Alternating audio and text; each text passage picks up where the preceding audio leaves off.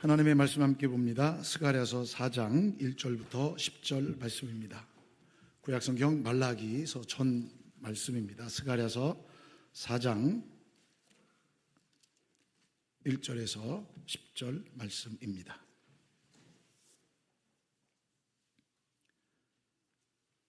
스가랴서 4장 1절에서 10절 말씀 제가 봉독해 올리겠습니다. 내게 말하던 천사가 다시 와서 나를 깨우니 마치 자는 사람이 잠에서 깨어난 것 같더라. 그가 내게 묻되 내가 무엇을 보느냐? 내가 대답하되 내가 보니 순금 등잔대가 있는데 그 위에는 기름 그릇이 있고 또 그 기름 그릇 위에 7 등잔이 있으며 그 기름 그릇 위에 있는 등잔을 위에서 7 관이 있고 그 등잔대 곁에 2 감람나무가 있는데 하나는 그 기름 그릇 오른쪽에 있고 하나는 그 왼쪽에 있나이다 하고 내게 말하는 천사에게 물어 이르되 내 주여 이것들이 무엇이니까 하니 내게 말하는 천사가 대답하여 이르되 내가 이것들이 무엇인지 알지 못하느냐 하므로 내가 대답하되 내 주여 내가 알지 못하나이다 하니 그가 내게 대답하여 이르되 여호와께서 스룹바벨에게 하신 말씀이 이러하니라. 만군의 여호와께서 말씀하시되 이는 힘으로 되지 아니하며 능력으로 되지 아니하고 오직 나의 영으로 되느니라. 큰 산아 내가 무엇이냐? 내가 스룹바벨 앞에서 평지가 되리라. 그가 머릿돌을 내놓을 때에 무리가 외치기를 은총이 그에게 있을지어다 하리라 하셨고 여호와의 말씀이 또 내게 임하여 이르시되 스룹바벨의 손이 이 성전의 기초를 놓았은즉 그의 손이 또한 그 일을 마치리라 하셨나니 만군의 여호와께서 나를 너희에게 보내신 줄을 내가 알리라 하셨느니라. 작은 일의 날이라고 멸시하는 자가 누구냐? 사람들이 스룹바벨의 손에 다림줄이 있음을 보고 기뻐하리라. 이 7은 온 세상에 두루 다니는 여호와의 눈이라 하니라. 아멘. 할렐루야. 우리 천호자와 계십니까? 함께 인사할까요? 사랑합니다. 축복합니다. 네, 주님의 이름으로 사랑하며 축복합니다. 이번 주는 날씨가 또 많이 쌀쌀해진다고 합니다. 아마 오실 때 좀 쌀쌀한 느낌을 받았는데 또 내일부터는 더 온도가 떨어진다고 하니까 건강 유의해 주셨으면 좋겠습니다. 하지만 어제 좀 비가 부슬부슬 오고 난 다음에 온통 거리가 황금 물결이 돼서 너무 모르겠어요. 청소하실 분들은 힘드시겠지만 예쁘고 멋집니다. 하나님의 자연의 섭림 참 오묘합니다. 또 하나님께서 주시는 풍성한 은혜가 또 우리 가운데 넘쳐나기를 주님의 이름으로 축복합니다.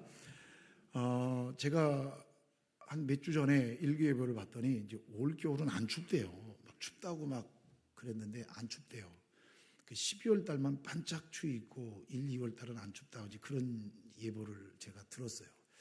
그러니까 염려스러운 거예요. 따뜻해서 좋긴 한데 내년 여름엔 또 얼마나 더울래나 이런 또 염려가 있어요. 이 모든 우주 자연 만물을 주관하시는 하나님께서 때를 따라 돕는 은혜로 또 함께 주시기를 간절히 소망해 봅니다. 그런 은혜 가운데 살아가는 저와 여러분 되시기를 주의 이름으로 축복합니다. 자, 오늘 말씀의 이 배경이 되는 그 출발이 1장 1절 말씀에 보면 이렇게 시와 때를 이야기해 주고 있습니다. 다리오 왕 제2년 8째 달에 이렇게 되어 있습니다. 다리오 왕 제2년 8째 달에 연도로 보면 기원전 520년경이 됩니다. 520년 8월이라는 얘기입니다. 그때 하나님의 영이 스가랴에게 임하시는 장면이 나옵니다. 그리고 난 다음에 1장 7절부터 시작해서 6장 8절 말씀까지 8가지 환상에 대한 예언의 말씀이 나옵니다. 그 환상에 대한 말씀이 쭉 나오고 있습니다. 오늘 본문은 그 8가지의 환상 가운데 5번째 환상이 되는데 굳이 주제를 붙이자면 순금등대와 2 감람나무 환상에 대한 기록을 오늘 본문에 해주고 있습니다. 1절부터 3절 말씀까지는 순금등대와 2 감람나무 환상을 보는 장면이 나오고 4절부터 10절 말씀은 스가랴 선지자가 이게 뭡니까? 라고 질문하고 천사가 그것에 대한 대답을 순금 등대에 대한 대접을 해주고 있고요. 우리가 읽지 않았지만 11절에서 14절 말씀은 두 감람나무에 대한 환상의 이야기를 말씀해주고 있습니다.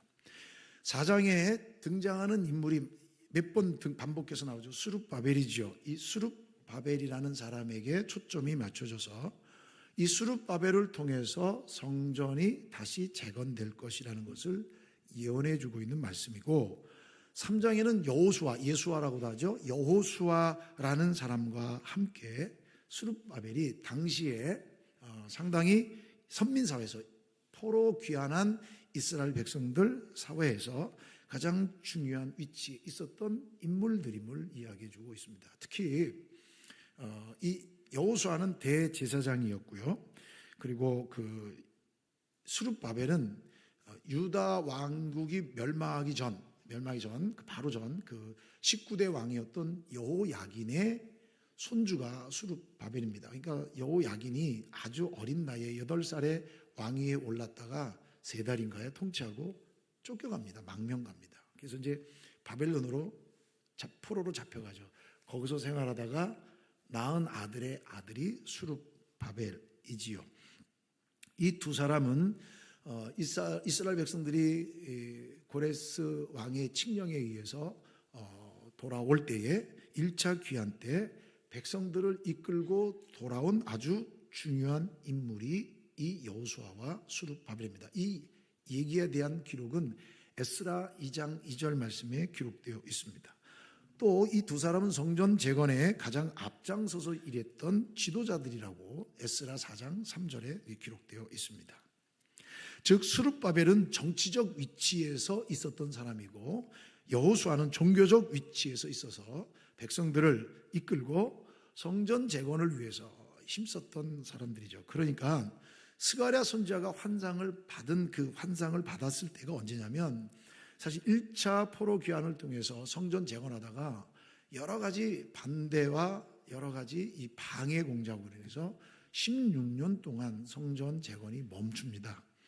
그리고 이 제2의 성전이 다시 재건되고 시작한 지 2달이 지난 다음에 환상을 봅니다. 어디에 보면 학개 선지서 학개서 1장 1절 말씀에 보면 이렇게 나옵니다. 다리오 왕 2년 6째 달에, 우리 아까는 다리오 왕 2년 8째 달에, 그러니까 성전 재건이 시작된 지 2달째 되는 그 즈음에 환상을, 하나님의 임재하심을 경험한 거죠. 자, 그런데 사실 그 성전을 재건하고 있을 때 또다시 성전을 재건하는 일을 방해하는 세력들이 있었다는 얘기죠. 하나님의 일, 하나님이 16년간 멈췄다니까요. 그러니까 여러분 16년간 멈춰졌으면 대부분의 사람들이 포기하지 않을까요? 근데 하나님의 계획과 역사는 절대 포기란 없어요. 그러니까 그렇게 진행돼도 역사가 이루어지는데, 그때 당시에 이 수룹바벨과 여호수아가 와서 성전을 재건한다고 하니까, 그리고 이미 학개 선지자를 통해서 성전을 재건한다고 하니까 강서편에 있었던 총독 다뜨네와 그리고 스달보스네와 그 동료들이 방해하기 시작합니다. 이 얘기에 대한 내용은 에스라 5장 1절부터 5절 말씀까지 기록되어 있어요. 그러니까 스가랴 선지자가 이 환상을 보는 시점, 환상을 경험하는 이 시점은 이런 반대가 있음으로 인해서 어려움을 겪고 있을 때, 이 반대로 인해서, 여러분 처음 새롭게 시작하는 것은 으쌰으쌰하고 시작할 수 있는데 시작했다가 멈췄어요. 16년간. 그런데 다시 시작하긴 매우 어려워요. 그런데 이 다시 시작하는데 당시의 총독이었던, 지도자였던 이 다뜨네와 스달보스네와 그의 동료들이 합작을 해서 협공을 한다고 하는 것은 이건 쉬운 일이 아닙니다. 그때 하나님께서 스가랴에게 환상을 보여주시는 거예요. 뭐라고 환상을 보여주시냐? 이 성전 재건 사업이 반드시 너를 통해, 수룹바벨을 통해 완공될 것이다 라는 확신을 보여주는 환상이 5번째 환상인 거예요. 오늘 본문이에요. 7절 말씀 보세요. 7절, 큰 산아 내가 무엇이냐?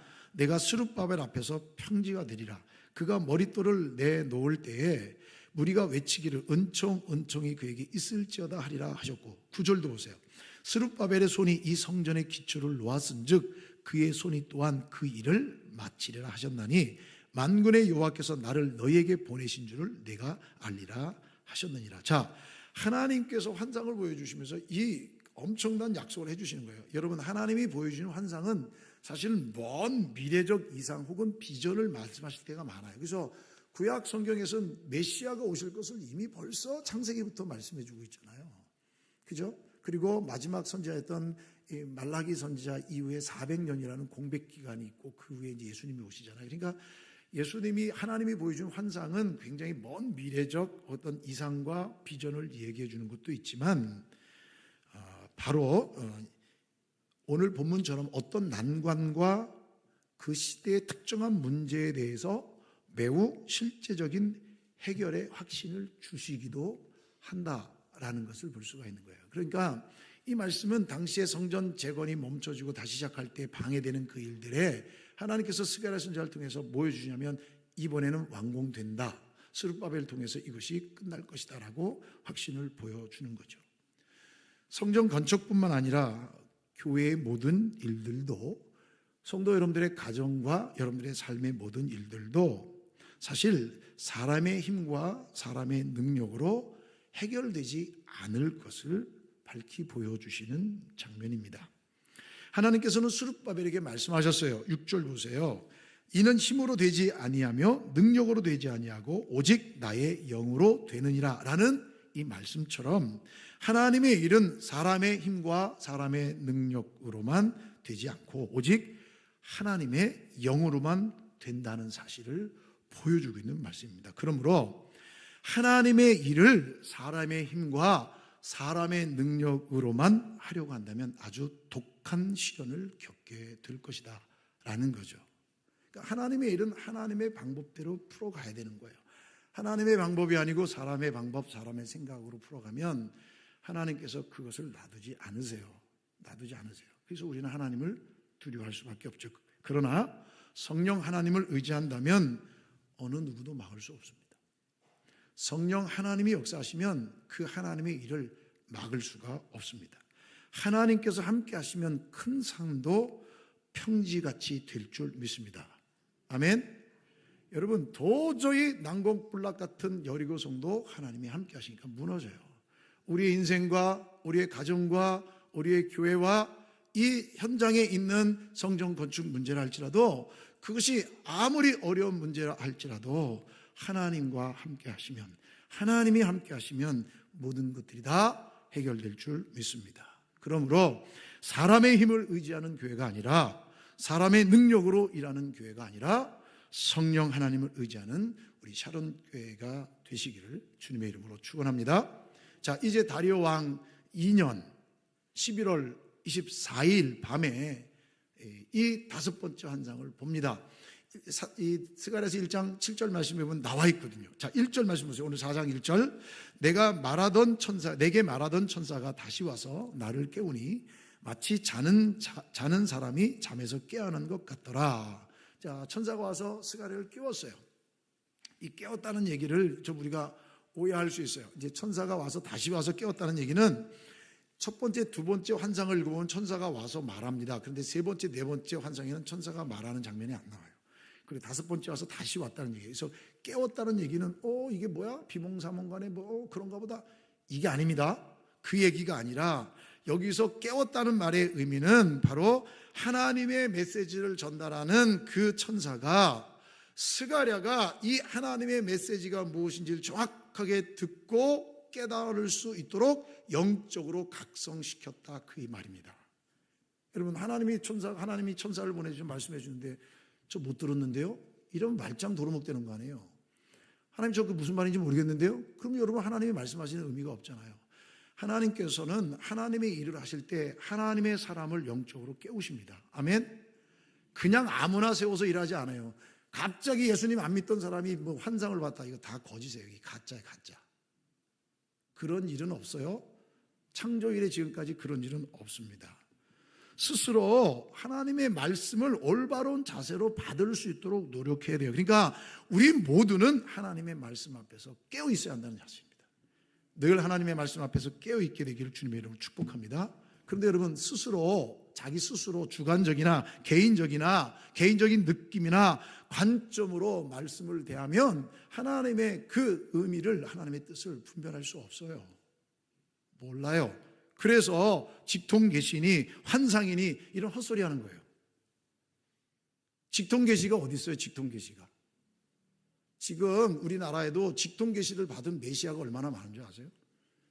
그거 다 가짜거든요. 성도들 가운데도 이런 무서운 소리를 직통계시를 받았다고. 여러분, 직통계시가 왜 없는 줄 아세요? 직통계시가 없는 이유는 이미 하나님의 계시는 성경 66권으로 끝났습니다. 이때는 아멘 하셔야 돼요. 아멘? 다른 건 없어요. 다른 게 있으면 이 성경이 부족한 거예요. 그러니까 직통계시는 가짜란 말이에요. 이런 헛소리 하는 거예요. 환상을 봤다, 꿈을 봤다, 이런 얘기를 하지 않는 거예요. 여러분, 성경의 인물들은 하나님께서 말씀하실 때 다 영적으로 각성된 상태에서 하나님이 계시로 말씀하실 때 그 말씀을 다 깨닫고 이해해서 하나님의 말씀의 뜻대로 그대로 백성들에게 전하고 그대로 순종했던 것을 볼 수가 있어요. 그러므로 이 시대에는 영적으로 각성함이 꼭 필요한 시대가 되었습니다. 이제 하나님은 환상이나 꿈의 방법으로 나타나지 않으신다는 사실이에요. 그래서 하나님의 말씀, 이 말씀, 계시의 말씀을 깨닫기 위해서는 영적으로 깨어 있어야 하는 거예요. 그런데 이게 있어요. 개별적으로 하나님이 역사하지 않으세요? 하십니다. 개별적으로 역사하실 때 가슴이 뜨거워지고 말씀의 은혜가 확 오고. 근데 이거는 나한테만 주는 거라고요. 나한테만. 예? 이걸 객관화시키면 안 된다고요. 그러면 성경이 부족한 것이 되는 거예요. 그렇게 받았으면 이거를 성경으로 검증받아야 되는 거예요. 기다려야 되는 거예요. 왜요? 내가 부지 중에 받았다면 하나님의 뜻이 맞는가 성경으로 구분할 수 있어야 돼요. 이걸 구분하지 못하면 사탄이 준 것도 받을 수 있다니까요. 사탄이 준 거 받으면 교회를 어지럽게 하고 성도들의 마음을 상하게 하고 하나님의 영적인 질서를 깨트려요. 이건 사탄이 주는 거거든요. 그래서 우리는 영적으로 깨어 있어야 돼요. 자, 이제 천사가 말하니까 이 스가랴가 환상 속에 질문합니다. 천사가 이렇게 얘기합니다. 내가 무엇을 보느냐? 순금 등잔대를 봅니다. 두 감람나무를 봅니다. 이렇게 얘기합니다. 여러분, 성전 안에 있는 등잔대는 성전 내부를 밝게 밝히는 기능입니다. 그런데 스가랴가 본 환상 가운데 나온 등잔대는 제2성전에 있는 등잔대가 아닙니다. 이거 환상입니다. 성전 안에 있는 등잔대는 기름 그릇이 없어요. 성전 안에 있는 등잔대는 기름을 구에다 놓고 심지를 통해서 불을 밝힙니다. 등잔대가 없어요. 또 성전 안에 있는 등잔대는 관이 없어요. 7개의 관이 없어요. 큰 기름을 보충하게 되어 있어요. 또 성전 안에는 두 그루의 감람나무가 있을 수가 없죠. 성전 안에 있는 두 그루의 감람나무 말라줄게요. 있을 수가 없죠. 이 환상 가운데 나와 있는 두 감람나무는 이 감람나무 열매 기름을 가지고 성전 등잔을 밝혔잖아요. 그러니까 성전 등잔대에 기름을 계속 공급해 주게 감람나무가 좌우에 있고, 그리고 7개의 관을 통해서 이 기름관이 흘러가서 성전의 등잔대를 밝히고 있다. 이런 환상입니다. 즉, 이 환상의 의미는 이런 뜻입니다. 지금 진행 중인 성전 재건 공사가 완성되어서 성전이 그 본래의 기능을 회복하게 될 것을 말씀해 주고 있어요. 그럼 여러분, 성전이 예표하는 게 누구예요? 예수님이에요. 예수님. 아멘. 성전의 기능이 뭐죠? 하나님과 인간의 관계를 회복시키는 게 성전의 기능이잖아요. 그러면 하나님과 인간의 관계를 회복시켜 주는 분이 누구예요? 예수님이에요. 그러면 이 성전이 예표하고 있는 오늘날의 공동체는 뭐예요? 교회. 그러니까 이 두 감람나무는 여호수아와 스룹바벨을 말하는데 대제사장이고 왕이잖아요. 그러면 여러분, 대제사장이면서 왕이시며 우리의 구원자 되신 분이 누구예요? 예수님이에요. 그러니까 이 등잔대나 이 두 감람나무는 바로 예수 그리스도에 의해서 교회가 세워지고 예수 그리스도로 인해 하나님의 놀라운 은혜가 완성될 것을 환상적으로 보여주고 있고, 그리고 가까이는 성전 재건이 완성될 것을 말씀해 주고 있죠. 교회는 어두운 세상을 밝히 비춰주는 빛이야죠.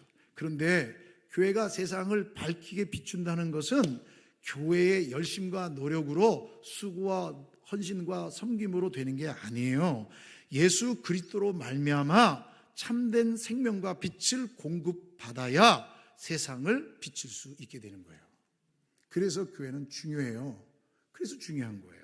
교회가 그리스도와 연합되지 못하면 그 기능을 잃어버려요. 그래서 세상 사람들의 지탄을 받아요. 왜요? 교회가 그리스도를 떠나면 성령으로 충만하지 않기 때문에 교회 안에 하나님과 관계없는 일들이 나타날 수 있게 되는 거예요. 예수님이 교회의 주인이 아니고 사람이 교회의 주인이 되면 생명의 빛을 잃어버리고 이거는 하나님이 주시는 성전의 기능을 잃어버리게 되는 거예요. 성령의 인도하심을 받지 않고 세상의 방식으로 움직일 수밖에 없게 되는 거예요. 언제? 교회의 주인이 예수님이 아니고 사람이 주인이면 성령의 인도함을 받을 수가 없는 거예요. 예수 그리스도께서 교회의 주님 되심을 항상 고백할 때 생명의 빛을 비출 수 있게 되지요. 우리 교회가 그런 은혜가 있게 되기를 주님의 이름으로 축원합니다. 자, 스가랴 선지자가 이런 얘기를 딱 듣고 또 질문합니다. 내 주여, 4절 말씀 보세요. 내 주여, 이것들이 무엇이니까? 선지자가 모른다고 물었어요. 그랬더니 모르냐? 그래서 대답합니다. 6절 보세요. 이는 성전 재건은 이런 의미입니다. 이는 힘으로, 이 힘이란 말은 군사력을 얘기하는 거예요. 되지 아니하며 능력으로, 이 능력은 인간의 능력이나 인간의 재능을 말하는 거예요. 이런 것으로 능력으로 되지 아니하고 오직 나의 영으로 되느니라. 큰 산아 내가 무엇이냐? 내가 스룹바벨 앞에서 평지가 되리라 라고 말씀합니다. 즉 힘과 능력은 인간이 동원할 수 있는 모든 능력이 총 집약되어 있는 것이 힘과 능력인 거예요. 자, 그럼 여러분 보세요. 성전을 재건하는 이들에게 군대가 있어요? 군대 없어요. 정부가 있어요? 정부가 없어요. 자치정부가 없어요. 반대 세력들이 있어요. 제어할 힘이 있나요? 그 힘도 없어요. 성전 재건을 이룰 재산이 있나요? 돈 있나요? 힘 있나요? 사람 있나요? 보호할 수 있는 그런 기능들이 있나요? 전혀 없어요. 그런데 그럼에도 불구하고 이 성전 재건 사업은 반드시 성공할 것이라고 지금 말씀해 주고 있는 거예요. 어떻게 그게 가능하냔 말이에요. 그런데 사람의 힘이나 능력으로 되지 않고 이 성전 재건은 오직 하나님의 영으로만 될 수 있다라고 보여주고 있는 거예요. 하나님의 영으로만. 믿으십니까? 이게 굉장히 중요한 거예요. 여러분, 우리 인생도 마찬가지예요. 여러분, 지금 이 성전 재건이 그렇게 쉬운 일은 아니거든요. 돈도 없고 대적할 힘도 없고 여러분 이 사람도 없고 많은 것으로 힘들어요. 우리 인생도 마찬가지예요. 우리 인생은요 수많은 문제들로 인해 힘들어하고 어려운 그 일들로 점철되어 있잖아요. 늘 문제 앞에 부딪힐 수밖에 없어요. 여러분, 내 힘으로, 내 돈으로, 내 능력으로, 내 지식으로, 내 지혜로 할 수 있는 건 그건 문제가 아니죠. 그건 사고지. 하나의 사건이지. 그건 우리가 할 수 있는 일이죠. 여러분, 이 말은 뭐냐면 우리 인생 속에 내 힘으로 할 수 없는 일이 많아요. 여러분들은 어떤 문제, 여러분의 가정은 어떤 문제, 우리 교회는 어떤 문제에 부딪혀 있습니까? 건강의 문제입니까? 재물의 문제입니까? 여러분 관계의 문제입니까? 아니면 자녀의 문제입니까? 여러분 영적인 문제입니까? 이 모든 문제들은 우리 앞에 다 있어요. 그래서 오늘 성경도 큰 산이라고 표현해 주고 있는 거예요. 아주 큰 문제라는 거예요. 내 힘으로 해결할 수 없는 문제, 장벽이에요, 장벽. 그런데 이 선지자가 환상 속에 큰 산아 내가 무엇이냐, 큰 산아 내가 무엇이냐, 이거는 조롱하는 듯한 표현이에요. 큰 산아 내가 무엇이냐, 내가 스룹바벨 앞에서 평지가 되리라. 무슨 얘기입니까? 하나님의 영이 함께 하시면 이 모든 문제와 이 모든 장애물들은 다 제거될 것이다. 할렐루야.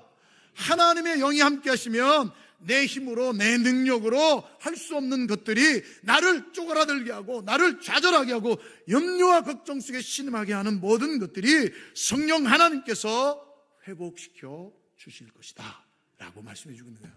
이런 은혜가 넘치기를 주의 이름으로 축원합니다. 여러분, 지금 본문에서 말하는 이 큰 산은 뭐예요? 성전 재건이 중단되도록 하는 일들이잖아요. 왜 중단됐어요? 반대 세력이 많으니까. 1차 때 와서 성전을 재건하니까 조롱해요. 야, 여우가 올라가도 무너지겠다. 이렇게 조롱을 하는 거예요. 여러분, 이런 반대 세력들이 중단됐어요. 모든 길이 막혔어요. 그러면 왜 하나님은 이 성전 재건이 하나님의 영으로만 가능할까? 왜 하나님의 영으로만 가능할까? 이 일이 하나님 일이기 때문이에요. 하나님이 일이기 때문에 그래요. 여러분, 인간의 재능과 재물, 이 능력으로 얼마나 더 멋진 건물들, 얼마나 멋진 도시들을 건설했는지 아십니까? 여러분 오늘 집에 가셔서 고린도 운하 한번 쳐보세요. 고린도 운하. 그리스 아테네시 옆에 이 반도에 뾰족하게 나온 반도에 고린도라는 도시가 있는데 거기에 여러분 운하가 하나 생겼어요. 이게 원래 자동으로 생긴 게 아니라 인간이 만든 건데요. 인간이 땅을 팠다고요. 땅을 파서 수심이 8m나 돼요. 바닷물이 들어와가지고 그 길이가 여러분 엄청난 한 10몇 킬로 돼요. 13킬로인가 그렇게 돼요. 그걸 사람이 만들었다니까요. 여러분 사람이 만든 도시와 사람이 만든 건물 더 멋진 것이 얼마나 많아요. 이런 것들에 비하면 성전 재건은 진짜 작은 공사죠. 성전 재건은 인간의 그 능력에 비해서 여러분 작은 거예요. 그렇다면 왜 하나님께서는 이런 작은 성전 재건의 공사를 하나님의 영으로만 가능하다고 말씀하고 있을까? 제가 서두에도 말씀드려도 서편에 있는 강 저편에 있는 총독 다뜨네와 스달보스네와 그의 동료들이 당시에 바벨론 페르시아의 왕이었던 다리오 왕에게 조서를 보냈어요. 왕이시요. 지금 여기 유대인들이 이상한 짓거리 하고 있어요. 이거 내가 보니까 이 왕에게 대들고자 하는 거예요. 자기 신들에게 뭐 기도한다고 하니까 이거 왕에게 반란하는 겁니다. 무슨 근거로 이런 일을 하는지 왕이여 살펴보옵소서라는 조서를 보낸 거예요. 그러니까 다리오 왕이 그 조서를 받고 그래? 이런 괘씸한 그러면 이게 무슨 일인가 하고 있다가 이 다리오 왕이 그 일이 어디서 났는가 찾아본 거예요. 찾아보다가 아버지인 고레스 왕의 칙령, 아버지가 만들어 놓은 도장이 찍혀있는 두루마리를 하나 발견해요.